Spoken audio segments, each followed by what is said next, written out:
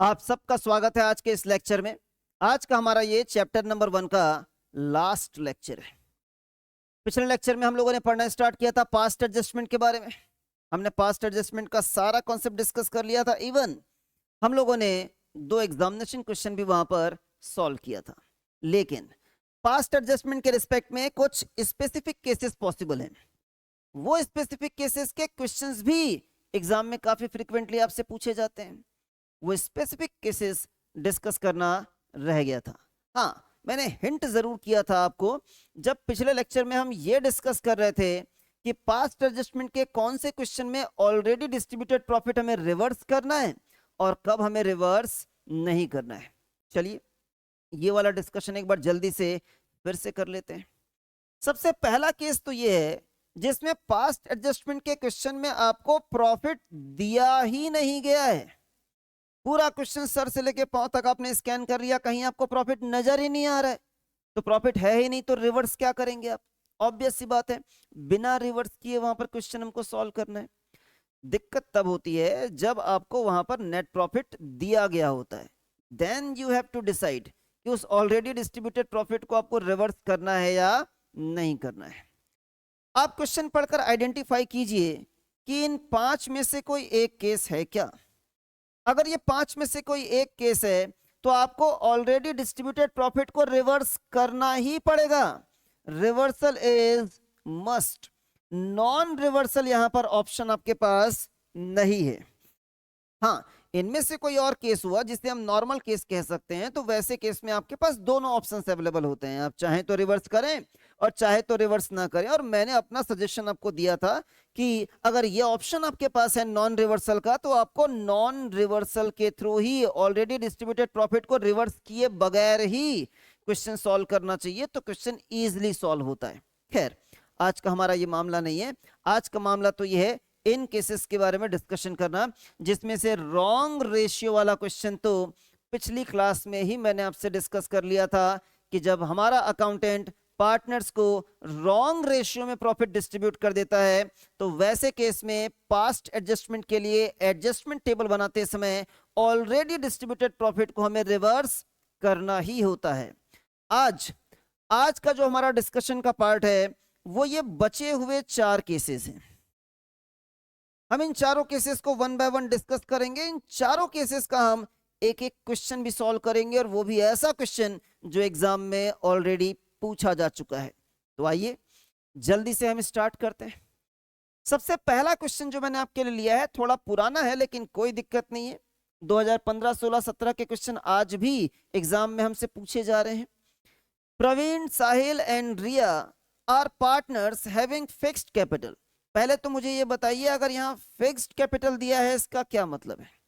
इसका ये मतलब है कि जब लास्ट में हम एडजस्टमेंट एंट्री पास करेंगे तो वो एंट्री पार्टनर के कैपिटल अकाउंट से नहीं, करंट अकाउंट से पास करना है। तो मैं यहाँ लिख भी देता हूँ, कैपिटल अकाउंट से एंट्री पास नहीं करेंगे हम एंट्री पास करेंगे करंट अकाउंट से। उसका सिर्फ यही मतलब है। आगे हमें तीनों पार्टनर्स का कैपिटल दिया है 2 लाख, 1,60,000 और 1,20,000। इनका प्रॉफिट शेयरिंग रेशियो भी हमें क्वेश्चन में दिया गया है 3:1:1। The partnership deed provided for the following which were not recorded in the books. Partnership deed में लिखा हुआ है, लेकिन हमारा अकाउंटेंट नालायक है, उसने ये बातें रिकॉर्ड नहीं की हैं। रिकॉर्ड करने से वो रह गया है। क्या क्या लिखा हुआ है पार्टनरशिप डीड में? इंटरेस्ट ऑन कैपिटल अलाउ करने के बारे में बोला गया है, हमारा अकाउंटेंट भूल गया है। सैलरी अलाउ करने के लिए बोला गया है, ये भी नहीं किया उसने। और गजब की बात तो यहां पर ये वाली दी गई है कि transfer of profit to general reserve. यही वो पॉइंट है जिस कारण से हम इस कंक्लूजन पर पहुंचेंगे कि यहां ऑलरेडी डिस्ट्रीब्यूटेड प्रॉफिट को हमें रिवर्स करना ही है। ये काम करना भी भूल गया है हमारा अकाउंटेंट, 10,000 रुपए जनरल रिजर्व में ट्रांसफर करना भूल गए। फिर हमें इस क्वेश्चन में नेट प्रॉफिट रिपोर्ट किया जा रहा है कि नेट प्रॉफिट हमारे पास 1,00,000 रुपए का था, और अल्टीमेटली हमें एडजस्टमेंट एंट्री पास करनी है प्रॉपर वर्किंग्स दिखाते हुए। तो चलिए हम सबसे पहले हमारा वर्किंग नोट बना लेते हैं, और वर्किंग नोट में हम बनाएंगे एडजस्टमेंट टेबल। और एडजस्टमेंट टेबल बनाने का फॉर्मेट क्या होता है वो पिछली क्लास में ही मैं आपसे डिस्कस कर चुका हूं। जो फॉर्मेट हमने पिछली क्लास में यूज किया था वही फॉर्मेट इन चारों केसेस में यूज होने जा रहा है। कोई भी केस हो हम अपना फॉर्मेट यहां पर चेंज नहीं करेंगे। तो जल्दी से मैं आपके लिए फॉर्मेट प्रिपेयर कर देता हूं, फिर मैं आपसे मिलता हूं। ये मैंने फॉर्मेट आपके लिए यहां पर प्रिपेयर कर दिया है। और अब जब हम यहां पर एडजस्टमेंट करना स्टार्ट करेंगे तो सबसे पहले हमें ऑलरेडी डिस्ट्रीब्यूटेड प्रॉफिट को रिवर्स करना होगा। तो सबसे पहले यहां पर लिखते हैं reversal of already distributed profit in कौन से रेशियो में? जो भी उनका प्रॉफिट शेयरिंग रेशियो था 3:1:1। कितना प्रॉफिट दिया गया था हमें? 1,00,000 रुपए का प्रॉफिट दिया हुआ था। ये 1,00,000 रुपए का प्रॉफिट जब 3:1:1 में डिवाइड करेंगे तो ये अमाउंट आता है 60,000, 20,000 और 20,000। जब प्रॉफिट डिस्ट्रीब्यूट किया जाता है तो पार्टनर्स का कैपिटल अकाउंट क्रिएट होता है। फिलहाल हम रिवर्स कर रहे हैं तो हमें इसे करना होगा डेबिट। नेक्स्ट, अब जो हमारे अकाउंटेंट ने गलतियां की हैं उसे हम लिस्ट करना स्टार्ट कर देते हैं। सबसे पहली गलती इंटरेस्ट ऑन कैपिटल, तो हम इंटरेस्ट ऑन कैपिटल अलाउ कर देते हैं। इंटरेस्ट ऑन कैपिटल अलाउ करेंगे तो उसे क्रेडिट से रिकॉर्ड करना पड़ेगा। कितना इंटरेस्ट ऑन कैपिटल अलाउ करना है? 5%। 2,00,000 का 5% आएगा 10,000, यहां आएगा 8,000, वहां आएगा 6,000। 10,000, 8,000, 6,000, ये सारा अमाउंट जब आपस में ऐड कर लेंगे तो आता है ये 24,000। नेक्स्ट, हम यहां पर पार्टनर्स को अलाउ कर देते हैं सैलरी। Salary allowed. सैलरी कितना कितना अलाउ करना है? प्रवीण को सैलरी देनी है हर महीने 1,500 रुपए और रिया को सैलरी देनी है हर महीने 1,000 रुपए। ये एंट्री भी हमें क्रेडिट के नाम से करनी है। प्रवीण को हर महीने 1,500 तो ये 18,000 रुपए हो जाता है और रिया को हर महीने 1,000 रुपए तो ये 12,000 रुपए हो जाता है। टोटल अमाउंट आता है यहां पर 30,000। नेक्स्ट, हमें यहां पर क्वेश्चन में बोला जा रहा है कि आपको जनरल रिजर्व में 10,000 रुपए ट्रांसफर करना है, लेकिन ये 10,000 रुपए का एडजस्टमेंट हम यहां पर जरा सा अलग तरीके से करते हैं। कैसे? आइए समझते हैं। हम सबसे पहले एक काम करते हैं, 1-2 लाइन की जगह छोड़ते हैं और यहां पर एक लाइन ड्रॉ कर लेते हैं जैसा हम हमेशा करते हैं। लेकिन पिछली क्लास में जो दोनों क्वेश्चन मैंने आपको सॉल्व कराया, मैंने उसमें आपसे कहा कि आपको टोटल वाला कॉलम यहां पर नलीफाई करना है, उसके बैलेंस जो है वो नील आना चाहिए। लेकिन अब की बार चूंकि 10,000 रुपए हमें जनरल रिजर्व में ट्रांसफर करना है, हम टोटल वाले कॉलम को नलीफाई नहीं करेंगे, उसका बैलेंस जीरो लेकर नहीं आएंगे। हम कोशिश करेंगे कि वहां बैलेंस 10,000 रुपए बच जाए, जिसे अल्टीमेटली हम जनरल रिजर्व में ट्रांसफर कर देंगे। तो मैं यहां पर 10,000 रुपए का बैलेंस बचाना चाहता हूं। आइए जल्दी से देखते हैं कि पहले बैलेंस फिलहाल कितने का बच रहा है। 1,00,000 रुपए वहां पर डेबिट में है और बाकी दोनों अमाउंट क्रेडिट में है। तो मैं 1,00,000 में से माइनस कर देता हूं 24,000 भी और 30,000 भी। तो वैसे तो बैलेंस 46,000 का बच रहा है, लेकिन पूरा का पूरा 46,000 अगर मैंने एडजस्ट कर दिया फिर तो ये नील हो जाएगा। तो मैं एक काम करता हूं, मैं 46 के बजाय यहां पर 36 एडजस्ट करता हूं। अगर मैं 36 एडजस्ट करूंगा तो यहां बैलेंस बच जाएगा 10,000 का, और ये एडजस्टमेंट मुझे यहां करना होगा क्रेडिट एंट्री के साथ। अब आप यहां पर देखेंगे कि ये तीनों अमाउंट क्रेडिट हैं, इन तीनों को जोड़ने से आएगा 90,000 और डेबिट वाला अमाउंट है हमारा 1,00,000। 1,00,000 माइनस 90,000, 10,000 का बैलेंस हमारा बचेगा जैसा कि हमने प्लान किया था। फिर मैंने आपको बताया था कि जब कभी भी यहां पर क्रेडिट आता है तो इसे हम मानते हैं प्रॉफिट। तो हम यहां पर लिखेंगे distribution of above profit in कौन सा रेशियो? अगेन 3:1:1। 36 को अगर आप 3:1:1 में बांटना चाहेंगे तो ये अमाउंट कितना आएगा? ये अमाउंट आएगा यहाँ पर 7200, यहाँ पर भी आएगा 7200 और यहाँ पर आएगा 21,600। फिर हम यहाँ पर तीनों पार्टनर्स के कॉलम का बैलेंस निकालने की कोशिश करते हैं, देखते हैं कितना बैलेंस आता है। यहाँ पर डेबिट वाला एकमात्र आइटम है, बाकी तीनों क्रेडिट वाले हैं। मैं तीनों क्रेडिट वाला आइटम यहाँ पर ऐड कर लेता हूँ। ये तीनों ऐड करने से आ रहा है 49,600। जब मैं 60,000 से इसका डिफरेंस निकालता हूं तो ये अमाउंट आ रहा है 10,400। 10,400 यहां ज्यादा ताकतवर था, जो बड़ी वैल्यू थी वो डेबिट वाली थी, तो हम यहां पर लिखेंगे डेबिट। यही काम हम साहिल वाले कॉलम के लिए भी करेंगे। 7,200 का क्रेडिट बैलेंस है, 8,000 का भी क्रेडिट बैलेंस है, दोनों को ऐड करने से आ रहा है 15,200। उसका डिफरेंस हम निकालेंगे 20,000 के साथ, तो ये अमाउंट आ रहा है 4,800। अगेन डेबिट वाला आइटम ज्यादा ताकतवर है, तो हम यहां पर लिखेंगे डेबिट। देन लास्ट रिया वाले कॉलम का भी यहां पर बैलेंस निकाल लेते हैं। 7,200, इसमें मैंने 12,000 ऐड कर दिया, इसमें मैंने 6,000 भी ऐड कर दिया, ये सब आता है 25,200। और जब इसका हम 20,000 से डिफरेंस निकालेंगे तो ये आएगा 5,200 और यहाँ पर क्रेडिट वाला आइटम ज्यादा ताकतवर था। अल्टीमेटली फाइनली हम यहाँ पर अब एडजस्टमेंट एंट्री पास करेंगे। मैं जल्दी से यहाँ पर एक छोटा सा फॉर्मेट बना देता हूँ आपके लिए, और ऊपर रुपये का साइन लगा लीजिए कि सारा अमाउंट हम यहाँ रुपये के फॉर्म में लिखने जा रहे हैं। सबसे पहले शुरुआत के दो पार्टनर्स का करंट अकाउंट, आपको ध्यान होगा हमने यहाँ पर डिसाइड किया था कि कैपिटल अकाउंट में नहीं, करंट अकाउंट में एंट्री करेंगे। पहले पार्टनर का नाम है प्रवीण। प्रवीण्स करंट अकाउंट डेबिट, ये डेबिट हो जाएगा 10,400 से। दूसरे पार्टनर का नाम था साहिल। साहिल्स करंट अकाउंट डेबिट, ये अमाउंट आएगा 4,800। तीसरे पार्टनर का नाम है रिया। रियाज करंट अकाउंट, और ये अमाउंट आएगा 5,200।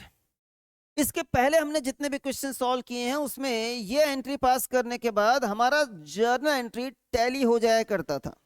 आओ देखते हैं अभी टैली हो रहा है क्या।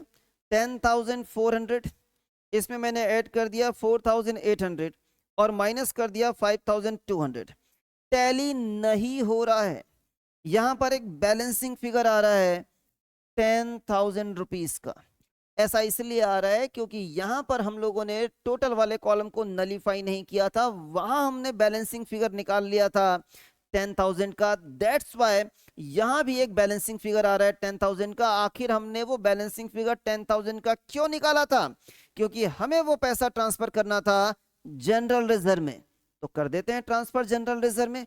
लिखिए यहां पर टू जनरल रिजर्व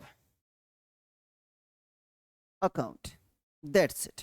बाकी आप यहां पर नरेशन लिख सकते हैं कि एडजस्टमेंट एंट्री पास्ट। इस तरीके से हमारा ये क्वेश्चन यहां पर कंप्लीट होता है। हम जल्दी से दूसरे क्वेश्चन में आगे बढ़ चलते हैं, देखते हैं कि और सब कौन सा क्वेश्चन हमने यहां पर लिस्ट किया हुआ है।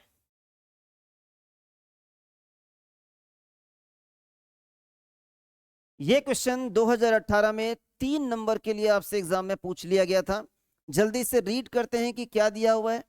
राजीव एंड संजीव दो पार्टनर्स हैं यहां पर।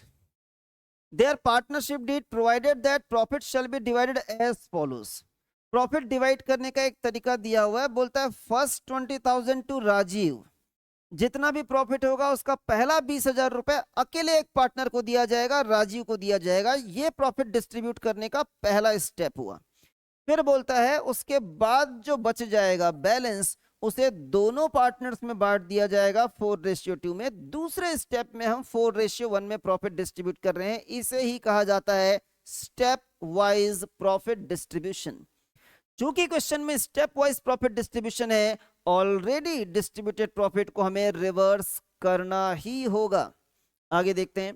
The profits for the year ended 31st March 2017 were rupees 60,000 which had been distributed among partners, जो partners के बीच में already distribute किया जा चुका है। On 1/4/2016 their capitals were, उन दोनों पार्टनर्स का कैपिटल भी हमें बताया जा रहा है कि कितना कितना था, 90,000 और 80,000। Interest on capital was to be provided, interest on capital हमें प्रोवाइड करना था 6% पर एनम से।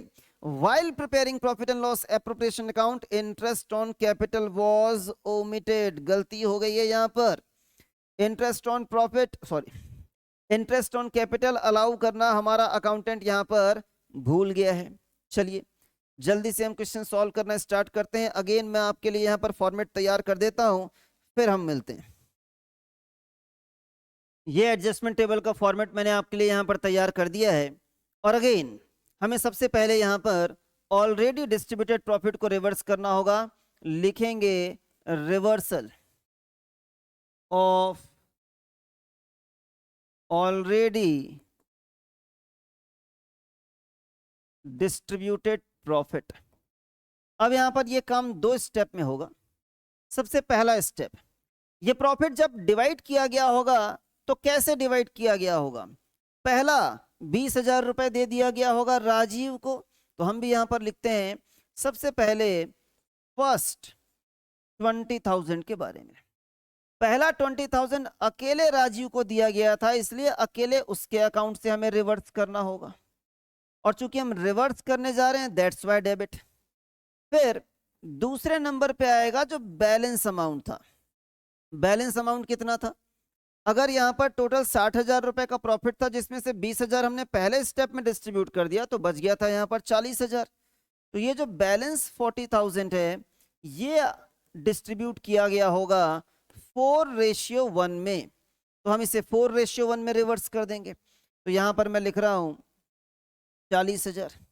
40,000 को अगर आप 4:1 में डिस्ट्रीब्यूट करें तो कितना आता है, ये अमाउंट आएगा आपका 8,000 और ये अमाउंट आएगा आपका 32,000। अगेन हमें यहाँ पर डेबिट करना होगा। जब रिवर्सल हो चुका है तो हम अकाउंटेंट की गलती ठीक करना स्टार्ट करते हैं।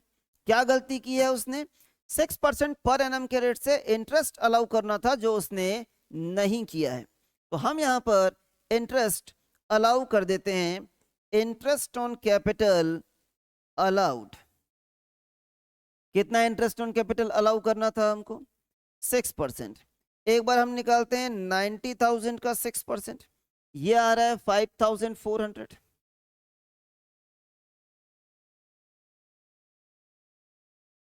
और एक बार हम निकाल लेते हैं 80,000 का 6%, ये आ रहा है 4,800। ये दोनों अमाउंट अगर आप ऐड कर लेंगे तो ये आएगा 10,200। यहां पर ये अमाउंट क्रेडिट के फॉर्म में लिखा जाएगा। देन 3-4 लाइन की जगह छोड़ लीजिए, ज्यादा जगह की जरूरत हमको पड़ सकती है। और जगह छोड़कर आप इस प्रकार से, एक मिनट मैं फॉर्मेट जरा सा एक्सटेंड कर लूं।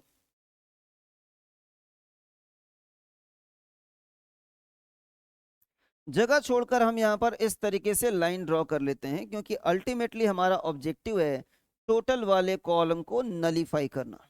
वो एक ही क्वेश्चन था जनरल रिजर्व में ट्रांसफर करने वाला, जहां पर हम नलीफाई नहीं करते हैं, पैसा बचा के रख लेते हैं। बाकी सारे क्वेश्चंस में हमको क्या करना है, इसे नलीफाई करना है। तो हम यहां पर डिस्ट्रीब्यूट करते हैं, डिस्ट्रीब्यूशन ऑफ अबव प्रॉफिट। जब डिस्ट्रीब्यूट करेंगे तो अगेन 2 स्टेप में करना होगा। सबसे पहले पहला 20,000 रुपए जब आप डिस्ट्रीब्यूट करेंगे तो पहला 20,000 रुपए अकेले राजीव के हिस्से में आएगा और किसी के पास नहीं जाएगा। और जब हम प्रॉफिट डिस्ट्रीब्यूट कर रहे हैं तो ये क्रेडिट होगा। ये काम पहले कर लो। उसके बाद जब दूसरे नंबर पर हमें बैलेंस अमाउंट यहाँ पर क्या करना होगा, डिस्ट्रीब्यूट करना होगा, तब निकालिए वहां पर बैलेंसिंग फिगर कि कितना आना चाहिए। आइए जरा विचार करते हैं कि कितना आना चाहिए। ये 2 अमाउंट डेबिट वाला था, 20,000 40,000, ये 60,000 रुपए का डेबिट अमाउंट था। ये 2 अमाउंट हमने यहाँ पर क्रेडिट वाले लिख लिए हैं। तो अल्टीमेटली बात यहाँ पर ऐसी है कि 60,000 में से 10,200 रुपये हम लोगों ने दे दिए थे इंटरेस्ट ऑन कैपिटल के रूप में, बचा था 49,800। इस 49,800 में से भी उठा के 20,000 रुपये अकेले एक पार्टनर को दे दिया हमने। तो उसके बाद यहाँ पर अमाउंट बचा हुआ था 29,800। तो ये जो बैलेंस है 29,800, इसे बांट दिया जाएगा 4:1 में। तो जब इसे हम 4:1 में डिवाइड करेंगे तो ये आएगा 5960, और ये वाला अमाउंट यहाँ पर आ रहा है 23,840। अब अल्टीमेटली हमें यहाँ पर दोनों पार्टनर्स के कैपिटल अकाउंट का बैलेंस निकालना है। देखते हैं कि बैलेंस कितना आ रहा है। यहाँ पर पहले तीनों क्रेडिट वाले आइटम ऐड कर लेते हैं। 5,400 दिया हुआ है, 20,000 दिया हुआ है और 23,840 दिया हुआ है।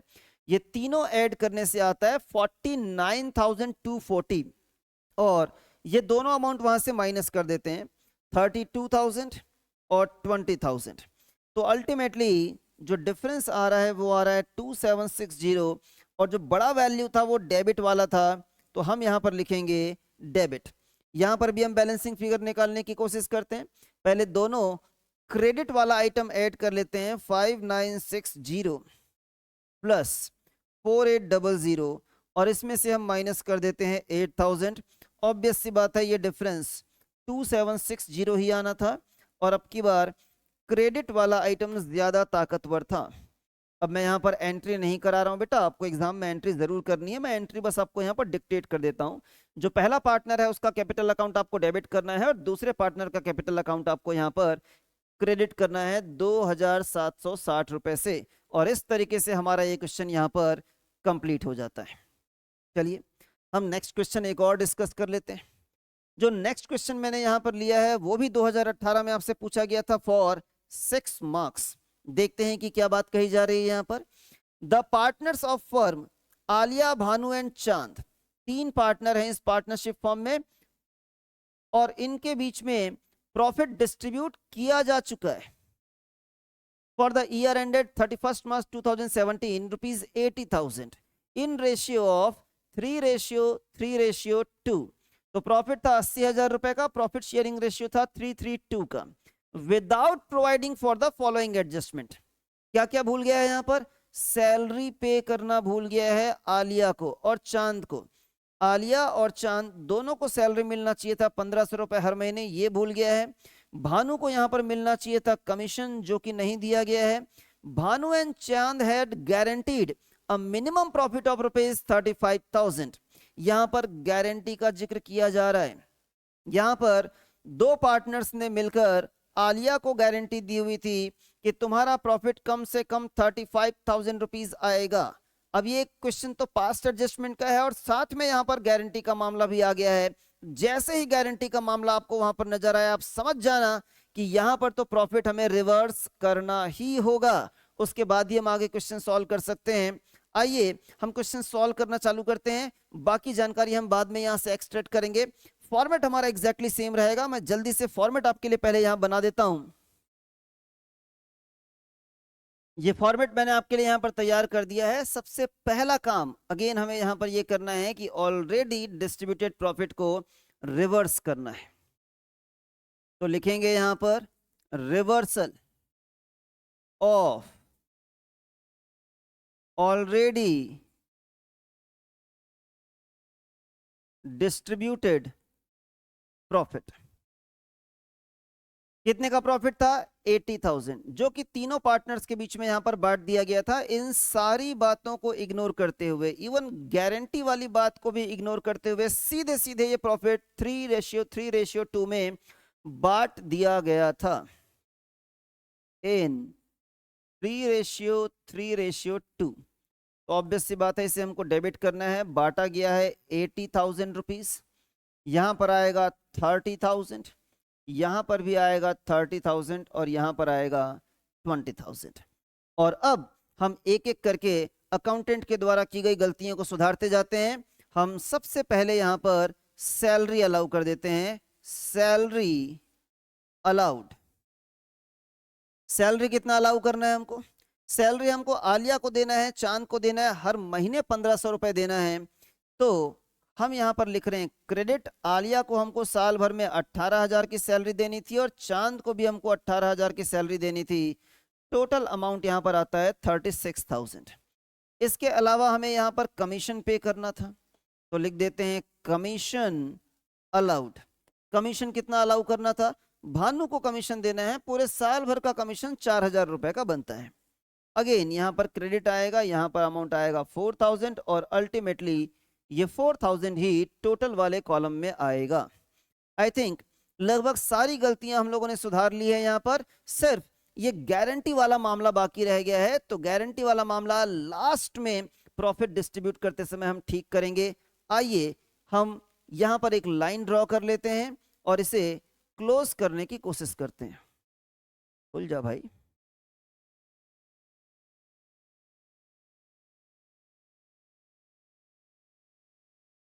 सबसे पहले अगेन टोटल वाले कॉलम को हम यहाँ पर नलीफाई करने की कोशिश कर रहे हैं।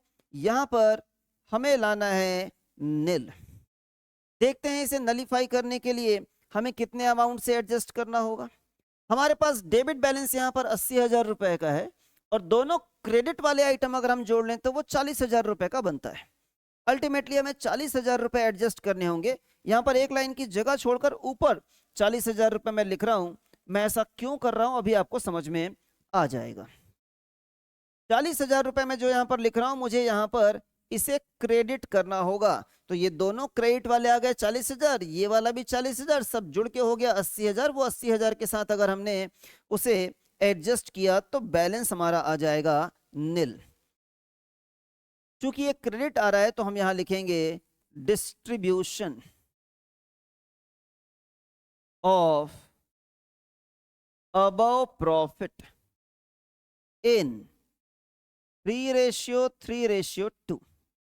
फिलहाल गारंटी को इग्नोर करते हुए हम सीधे 3:3:2 में यहां पर डिस्ट्रीब्यूट कर देते हैं। देन फिर विचार करेंगे कि उस गारंटी को ऑनर कैसे किया जाए। उसी के लिए मैंने यहां पर नीचे एक लाइन की जगह छोड़कर रखी हुई है। तो अगर सबसे पहले आप इसे डिवाइड कर रहे हैं 3:3:2 में, तो ये अमाउंट आने वाला है 15,000 और 10,000। आइए देखते हैं कि यहां पर गारंटी किसने दी हुई थी। भानु और चांद ने मिलकर यहां पर गारंटी दी हुई थी। कितने की गारंटी? 35,000 रुपीज की। और ये गारंटी दी गई थी आलिया को। और अगर कोई डेफिशिएंसी अराइज होगी तो वो दोनों इसे इक्वली बियर करने जा रहे थे। तो सबसे पहले हम देखते हैं कि यहां पर आलिया की गारंटी पूरी हो पा रही है क्या? नहीं। हमने उसे गारंटी दिया हुआ है कि तुम्हारा प्रॉफिट कम से कम 35,000 रुपीज रहेगा और यहां उसे प्रॉफिट का शेयर मिल रहा है सिर्फ और सिर्फ 15,000 रुपीज। मुझे ऐसा लगता है कि जगह थोड़ी सी कम पड़ जाएगी। एक काम करते हैं, ये लाइन हम थोड़ा नीचे ले आते हैं और उसके बाद हम यहां पर लिखते हैं नील। चलिए, पांचवा एडजस्टमेंट हम यहां पर करने जा रहे हैं, एडजस्टमेंट फॉर डेफिशिएंसी। सबसे पहला काम तो आप ये कीजिए कि आप यहां पर आलिया को उसका हिस्सा दे दीजिए। 15,000 रुपए में यहां पर कितने की कमी हो जा रही है? 20,000 रुपए की कमी हो जा रही है। 20,000 रुपए आप उसके अकाउंट में कर दीजिए क्रेडिट। ये हम लोग यहां पर ए और बी करके लिख लेते हैं। आलिया का कैपिटल अकाउंट हम 20,000 रुपए से क्रेडिट कर देंगे, जिससे कि उसका जो गारंटी है वो पूरा हो जाएगा। लेकिन ये जो 20,000 रुपए की डेफिशिएंसी हुई थी, इसे पूरा कौन करेगा? इसे पूरा करेंगे बाकी दो पार्टनर्स मिलकर। कौन? भानु एंड चांद। हमें उन दोनों का कैपिटल अकाउंट करना होगा डेबिट। कितने से? Equally 10,000 and 10,000। तो यहां पर आप लिखेंगे 20,000, यहां पर भी आप लिखेंगे 20,000 और अल्टीमेटली टोटल वाला कॉलम अभी भी नील ही आएगा, क्योंकि हम लोगों ने यहां पर 20,000 रुपए से कर दिया है क्रेडिट और 20,000 रुपए से कर दिया है डेबिट। और इस प्रकार से यहां पर आलिया की गारंटी ऑनर भी हो गई और जो डेफिशिएंसी है वो बाकी दोनों पार्टनर्स के कैपिटल अकाउंट में डेबिट भी हो गया। अब हम यहां पर तीनों पार्टनर्स के कैपिटल अकाउंट का बैलेंसिंग फिगर निकालने की कोशिश करते हैं। सबसे पहले आलिया। आलिया के रिस्पेक्ट में जितना भी अमाउंट यहाँ पर क्रेडिट में दिया है पहले उसे ऐड कर लेते हैं। 18,000 है, 15,000 है और 20,000 है। इन तीनों को ऐड करने से यह आता है 53,000 और 53,000 का डेबिट वाले अमाउंट के साथ अगर हम डिफरेंस निकालते हैं तो ये बैलेंस आ रहा है 23,000 और क्रेडिट वाला आइटम यहां पर बड़ा था। हम भानु के लिए जब कैलकुलेट करेंगे तो सबसे पहले दोनों डेबिट वाले आइटम जोड़ लेते हैं, 30,000 में ऐड कर लेते हैं 10,000 और दोनों क्रेडिट वाले आइटम हम माइनस कर देते हैं। हमने 4,000 भी माइनस कर दिया और 15,000 भी माइनस कर दिया। ये आ रहा है 21,000 और डेबिट वाला आइटम यहां पर ज्यादा ताकतवर था। हम चांद के लिए भी बिल्कुल वैसा ही करते हैं, पहले उसका डेबिट वाला 20,000 और 10,000 ऐड कर लेते हैं और फिर क्रेडिट वाला आइटम जो 18,000 का है और 10,000 का है उससे माइनस कर देते हैं। ये डिफरेंस 2,000 रुपए का आ रहा है मात्र, लेकिन ये आ रहा है डेबिट में। आप यहां पर अल्टीमेटली एंट्री पास कर सकते हैं। आपको बाकी दोनों पार्टनर्स का कैपिटल अकाउंट डेबिट करना है। जो एडजस्टमेंट एंट्री होगी उसमें आपको लिखना होगा भानुस कैपिटल अकाउंट डेबिट 21,000, चांस capital account debit ₹2,000 to Alia's capital account. तो बेटा वो एंट्री पास कर लेना आप, चूंकि वो जस्ट फॉर्मेलिटी मात्र रह जाता है ये एडजस्टमेंट टेबल बनाने के बाद, इसलिए मैं पास नहीं कर रहा हूं, लेकिन आपको एग्जाम में पास करना है, उसी के नंबर होते हैं। चलिए एक और क्वेश्चन मुझे डिस्कस करना था, काफी सिंपल सा क्वेश्चन है पर एग्जाम में पूछ लिया जाता है। अभी 2025 में आपके एग्जाम में पूछ लिया गया था 3 नंबर के लिए। The firm of Amish, Nitish and Misha who have been sharing profits in the ratio of 2:2:1, 3 partner थे और ऐसे अपना प्रॉफिट शेयर किया करते थे। have existed for some years, कुछ साल से बिजनेस चला रहे थे। Misha wanted that she should get equal share in the profits with Amish and Nitish, and she further wished that the change in the profit sharing ratio should come into effect retrospectively for the last 3 years. Amish and Nitish had agreement for this. बाकी 2 partner इस बात को मान जाते हैं। ये 3 partner थे, काफी लंबे समय से बिजनेस आपस में चला रहे थे और उनके बीच में एग्रीड था 2:2:1। मिशा बाद में चल के इस बात से नाराज हो जाती है कि मुझे ही प्रॉफिट में कम शेयर क्यों दिया जा रहा है जब तुम दोनों बराबर बराबर प्रॉफिट ले रहे हो। मिशा का कहना है कि हम तीनों का प्रॉफिट बराबर बराबर होना चाहिए, 1:1:1। बाकी दोनों ने कहा ओके, कोई दिक्कत नहीं है। मिशा ने कहा एक और बात, ऐसा नहीं है कि आज के बाद से हम बराबर बराबर प्रॉफिट लेंगे, पिछले 3 साल में जो प्रॉफिट हम 2:2:1 में बांट चुके हैं उसे भी हम एडजस्ट करेंगे, क्योंकि ये नया प्रॉफिट शेयरिंग रेशियो हम आज से एप्लीकेबल नहीं कर रहे हैं, पास्ट डेट से 3 साल पहले के डेट से उसे हम एप्लीकेबल करना चाहते हैं। इसी को बोलते हैं रेट्रोस्पेक्टिव इफेक्ट, इसी को बोलते हैं रेट्रोस्पेक्टिव इफेक्ट। कोई चेंजेस आप ला रहे हैं पर आज से नहीं, किसी बैक डेट से आप चेंजेस लेकर आ रहे हैं, तो उसके लिए हमेशा वर्ड यूज किया जाता है रेट्रोस्पेक्टिव इफेक्ट। तो पिछले 3 साल में ये लोग प्रॉफिट बांट चुके हैं, 1,15,000, 1,24,000, 2,11,000। तो इन्होंने अकाउंटेंट को बुलाया और अकाउंटेंट से कहा कि भाई ये तीनों प्रॉफिट जो पिछले 3 साल तक तुम हमको बांट चुके हो 2:2:1 में, उसे पहले तुम रिवर्स करो, इसी रेशियो में रिवर्स करो जैसे तुमने बांटा था, और फिर उसे दोबारा रीडिस्ट्रीब्यूट करो जैसा मीसा कहती हैं 1:1:1 में। काफी सिंपल सा क्वेश्चन बनता है बेटा, जस्ट एक बार हमको प्रैक्टिस करनी होती है। मैं जल्दी से फॉर्मेट आपके लिए बना देता हूं। ये फॉर्मेट मैंने आपके लिए यहां पर बना दिया है। हम सबसे पहला काम यही करेंगे कि जो प्रॉफिट ऑलरेडी डिस्ट्रीब्यूट किया जा चुका है, 1 साल का नहीं, इस क्वेश्चन में 3 साल का प्रॉफिट है जो ऑलरेडी डिस्ट्रीब्यूट किया जा चुका है, वो तीनों साल का प्रॉफिट हम सबसे पहले रिवर्स कर लेंगे। तो सबसे पहला आप यहां पर लिखेंगे रिवर्सल ऑफ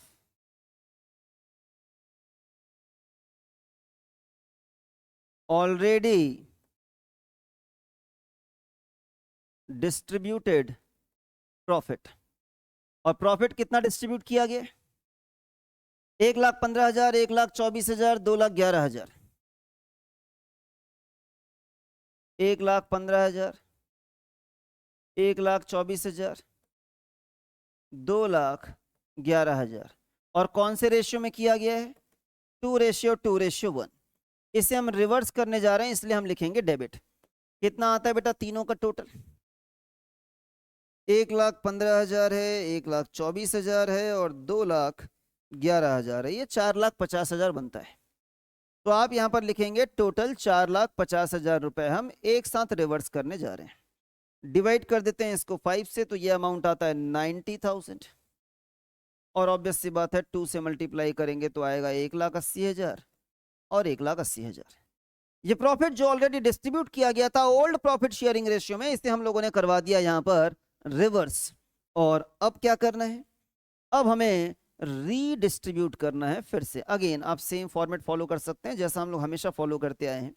हम यहाँ पर इसे नील लाने की कोशिश करते हैं। नील लाने के लिए यहाँ पर अमाउंट मुझे 4,50,000 लिखना पड़ेगा, यहाँ मुझे लिखना पड़ेगा क्रेडिट, और हम यहाँ पर लिखेंगे डिस्ट्रीब्यूशन ऑफ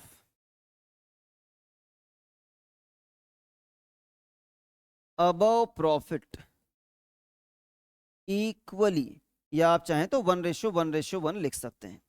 तो ये अमाउंट आएगा 1,50,000, 1,50,000 और 1,50,000। और जब हम यहाँ पर बैलेंस निकालने की कोशिश करेंगे तो डिफरेंस यहाँ पर कितने का आ रहा है, यहाँ पर डिफरेंस आ रहा है 30,000 का। ज्यादा ताकतवर कौन सा है, डेबिट वाला। यहाँ पर भी डिफरेंस आ रहा है 30,000 का। अगेन ज्यादा ताकतवर कौन सा है, डेबिट वाला। और यहाँ पर डिफरेंस आ रहा है 60,000 का, और ज्यादा ताकतवर है क्रेडिट वाला। एडजस्टमेंट एंट्री क्या पास करेंगे हम लोग, तीसरे पार्टनर का कैपिटल अकाउंट हमें करना होगा क्रेडिट, बाकी दोनों पार्टनर्स का कैपिटल अकाउंट डेबिट करना है। Amish capital account debit 30,000, Nimish capital account debit 30,000 to मिशास कैपिटल अकाउंट 60,000। That's it. इस तरीके से हम लोग यहाँ पर ये क्वेश्चन सॉल्व करेंगे। इसके साथ ही पास्ट एडजस्टमेंट का सारा concept A to Z with examination question आपका यहाँ पर कंप्लीट होता है, और इवन हमारा चैप्टर नंबर 1 भी यहाँ पर कंप्लीट होता है। तो नेक्स्ट लेक्चर में जब हम मिलेंगे तो नेक्स्ट चैप्टर के साथ मिलेंगे, वैल्यूएशन ऑफ गुडविल। तो मिलते हैं नेक्स्ट लेक्चर में, तब तक पढ़ते रहो, बढ़ते रहो।